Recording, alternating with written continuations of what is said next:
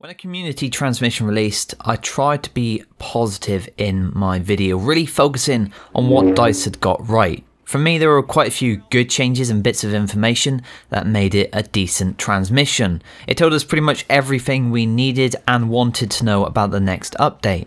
So why then am I making a video about bad communication? Well, let's talk Droidekas. As soon as I saw the artwork which accompanied the transmission in the first place, it was obvious that a Droideka was there. Seeing this reinforcement in the artwork of a transmission that should have been approved several times over pretty much gave me confirmation that these destroyer droids would be in the game's future. But a series of events followed after that left me and many others in a state of confusion, so let's take a look at the events that followed. After we all saw the artwork, Ben, the community manager, sent a message to Battlefront updates over Twitter saying, "Heads up, it's not a Droideka." Well, Ben, it obviously is a Droideka. We also had the accompanying reinforcement cost to go along with this update, and a lot of you noticed that there was one priced at 4,000 battle points that was being reduced to 3,000.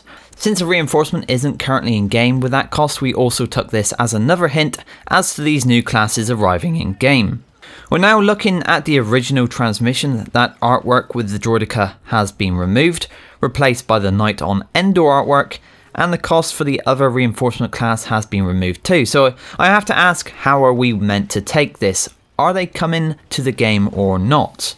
Well, Ben, despite confusing us, I believe he also gives us some insight. In some of the replies he said, "There's nothing to see here, .gif, and you're not going to see the word Droideka on it." And yes, nowhere in that transmission were Droidekas specified, but as I've said with the original new artwork and the reinforcement costs as seen there, I would say this is a pretty big hint to them coming to the game. I don't think there's a chance of them coming in with the next update, but I think the hint is there to say they are coming.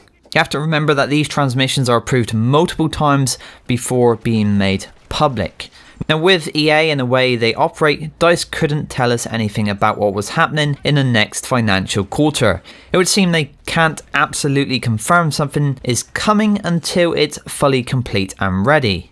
I believe this was outlined by the old community manager who actually quit and then Forge took his place. Since then, Forge has adopted this tactic of dropping us a bone every so often, which we do indeed chew on. He left geonosis in a previous transmission before it was even officially announced, and now we have a picture of a Droideka and classes such as the Rebel pilot popping up in his replies. To me, it seems he wants to give us some excitement for upcoming content, but the way he and maybe the DICE team has to go about it leaves the community divided and disappointed. It's definitely not an ideal situation, and as with the updates themselves, we haven't got what we expected. 2 new clone trooper skins that look exactly as they did when they were data mined months ago. It is pretty crazy, so I can see why people are unhappy. Then we got the Droideka in the artwork and players were like, yes, some good news. And then they see Ben's post saying it's not a Droideka. It just upsets a lot of people.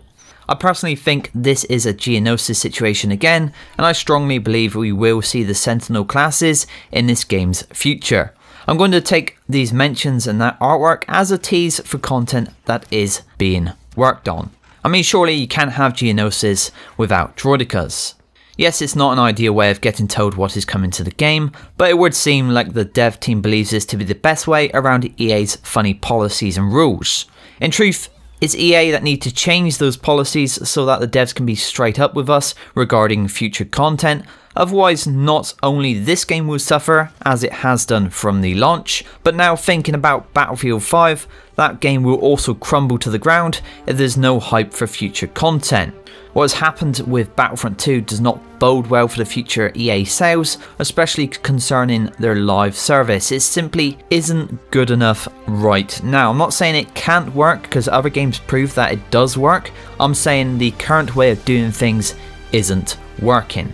So that's my take on the past week's confusion. I want to know, how are you guys feeling about the future Battlefront 2 content? Should they put out teasers like this, or would you rather wait until it's absolutely confirmed or officially announced? Let me know in the comments.